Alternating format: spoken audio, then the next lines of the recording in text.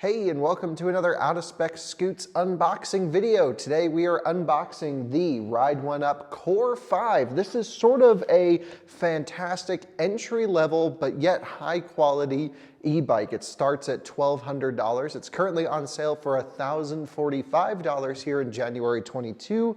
And well, I think overall this is going to be an awesome value. Think reliability, quality, and of course, sort of reasonably priced. It's sort of the Toyota Corolla of e-bikes, if you will. It'll just last a while, be dependable, and well, in this video, we're going to unbox it. So let's go to when it's still in the box, pull it apart, and see how hard it is to assemble this thing. And now you join me when it's back in the box. So let's start with unraveling it. I want to talk about shipping, by the way. No signature required, which for us as a business is a huge plus because we don't have to run down and catch the UPS guy.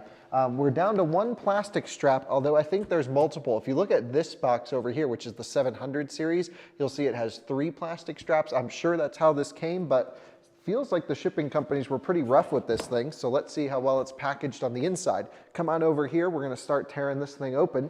And so pretty good cardboard construction, nice handles as well. So let's just start lifting up on this.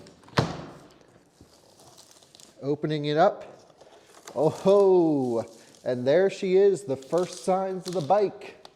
Come and take a look. So we have some really long, meaty zip ties. Wow, never seen such long zip ties used before. Sometimes with these we can pull the tire out. Occasionally they're zip tied to the bike. Nope, looks like the tire just comes right out. Yeah, it was zip tied to something, it does look like, but that snapped. Not sure if I did that. I don't think I did. I think it was snapped in shipping. Kendra tires, pretty good sort of meaty e-bike tire. This is the not the entry-level bike, but sort of the 2-up, really good value. This is like when you want an e-bike and you say, I'm gonna buy an e-bike, something basic, the Toyota Corolla of e-bikes, if you will. That's this right here. Good quality. We're gonna start just pulling things out of it. We have a box that's labeled small parts. So we'll set that over here. I'm gonna lift the bike out of the box. We'll lay everything out and we'll look at what we have. So here's everything that came in the package. I'll walk you through it and then we'll start to assemble everything. Of course, we have the core chassis of the Core-5. Interesting unit, 750 watt rear motor here, although it's actually 500 nominal, 750 watt peak. Interesting that they rated at 750 watts. Comes with a little charger with a 3-pin connection. Most of them are 2. Interesting to see this style here, but that should be easy. Also has a grounding plug. It's a serious charger. We'll have to do our charging test, see how long we can get to charge it up. They also included this nice beanie, which is pretty cool. So let's see if we can pull this open. Somewhere I left my scissors on the table. It's okay. Here we go. We have the Ride1UP beanie. That's pretty sweet. Love that. Seems high quality. Looks nice. Also have some little materials in here, some cards with their social media stuff. Adventure awaits. I think this is like a postcard. And share the joy. You can become an affiliate member and share with your friends and earn 5% on every purchase they make. Let's take a look inside of the tools provided here. We have, whoa, this bag does not seem very high quality. Let's open it the wrong way. We have the owner's manual. And so this seems pretty good. It's in blue on the picture, although ours is a gray one, I believe. Yeah, it comes down to safety, how to build it, all the stuff we're not gonna read. And we'll do it, and then wow, look at this. They do not include the reflectors pre-installed, which kind of a bummer in my eyes. My guess is this bike doesn't have a physical headlight, just has reflectors, so we will be responsible for installing them. That shouldn't be too hard. Looks like just a few screws, just time consuming. Also, feels like metal pedals, and so that'll be cool. I think they're metal. Nope, maybe plastic. But anyway, we'll install these with the bike as well. And then they also gave us a set of some tools, like a really nice set of a whole bunch of Allen keys here from a size 2 to 10. And so this will be really nice to have as well, just to have around the office. Now the front wheel, as you saw, was shipped independently, so we have that over here, wheel, tire, and disc brake already installed. The chassis itself seems to have most components installed. Looks like the Shimano drivetrain's largely installed, except for the hub system in the center. Looks like we're gonna have to run the chain and sort of bolt everything up. That might be what's in this box right here, this little pouch. Let's open this up. The packaging is very much done by hand, would be my guess. Yep, here's the driveline assembly. And you know, we've been unboxing a lot of e-bikes on this channel, and I think one of the things that adds to this lower cost of this bike is more assembly on your end. It's actually going to be the first e-bike that I've set up so far where we have to install our own sort of gear train system here for the pedals to ride off of. So we'll see how hard that is. We'll go through the process together. I'm going to get all of the protection off of this, snip all of the what are these things called again? Zip ties. And then we're gonna build it. We now have everything completely uncovered from the, the plastic wrap. So we're going to install the front fork first, but it sort of has to be a little bit in conjunction with the handlebars just because of the brake line here. Remember not to put too much tension on this stuff when you're installing. So, yeah, we're gonna put the brake line to the right-hand side of the bike. I'm going to slide this, let's see, into here. This will go all the way down in and just have to line it with the top. There we go. And so you can see we're aligned this way. There's a couple different spacers I need to install here. So the first is going to be this little top hat looking thing. Boom. And then there's two circular spacers. Then I'm going to go just slide onto this. 1, 2. Pretty simple.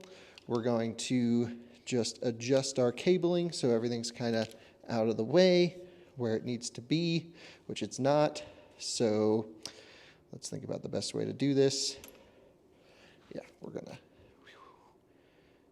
do this something like that. And then we're going to slide the handlebars on. There we go. Then you have this component right here, which is just a screw and a little retaining device.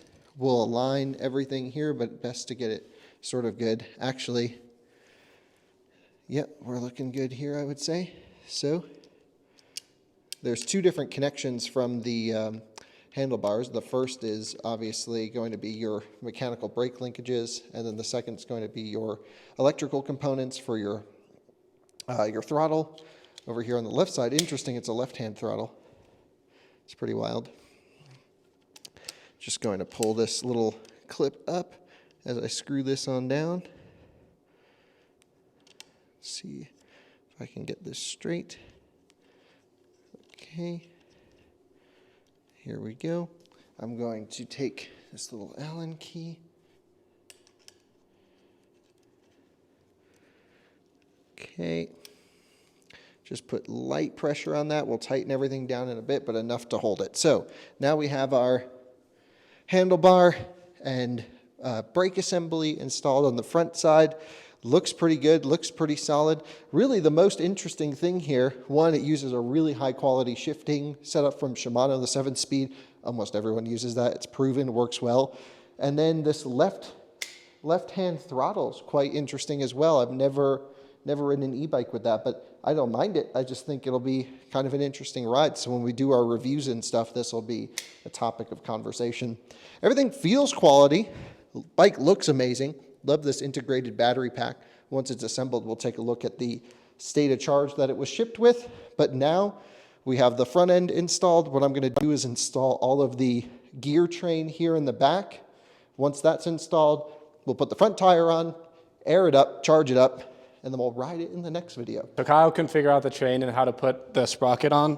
So I stepped in to try and figure this out. It was a little tangled up. I don't know if that was on my wrongdoing or on shipping wrongdoing, but either way I figured it out. It's just looping the chain over and over again to flip to the other side. So now to put the sprocket on, it has to be opposite of what the other, where the other pedal goes. So we just put that on there, but we could also just make our lives easier. Connect this in here.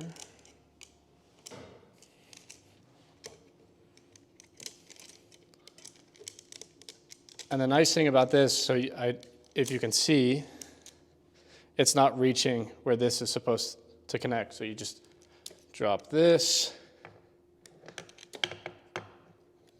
and voila. She's somewhat connected.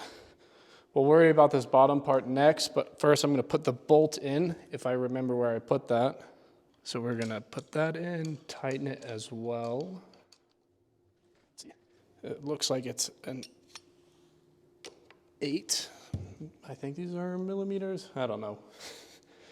So we're gonna tighten this up.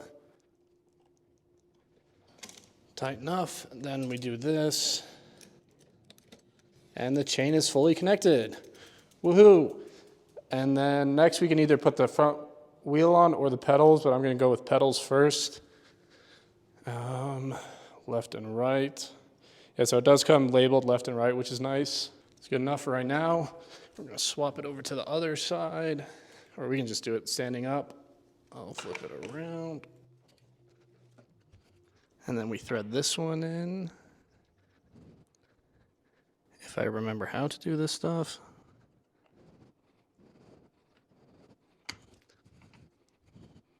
There we go, it's going in slowly but surely. Okay, that's on there good enough for right now. And then we're gonna put the front tire on, which has no air in it. So we gotta remember to put this on correctly. Just taking the end bolts off to be able to put the wheel on there, but I just have to check which side the spacers go on. I'm guessing on the outside, so we're just gonna go with that. So I didn't take them off completely. I just gave enough space to where the front, not shock, but support can just fall right into place.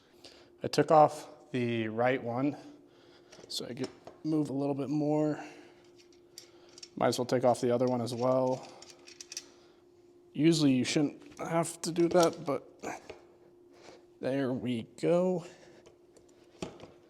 And she's on, yep. So now we just have to tighten it with the spacer on the outside and then evenly add pressure to both sides. Wheel looks pretty centered to me. And it's put together.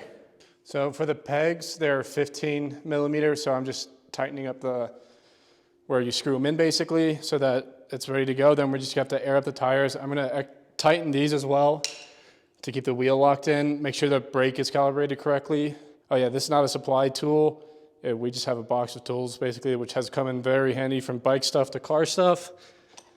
So now just tightening this, then I'm gonna tighten the wheel up front and then put air in it and we can check the charge. Great, thank you, Timon. Appreciate all the help. We have these things that we can put on. There's actually no instructions as to where they go. You know, we know the red goes in the back, white goes in the front.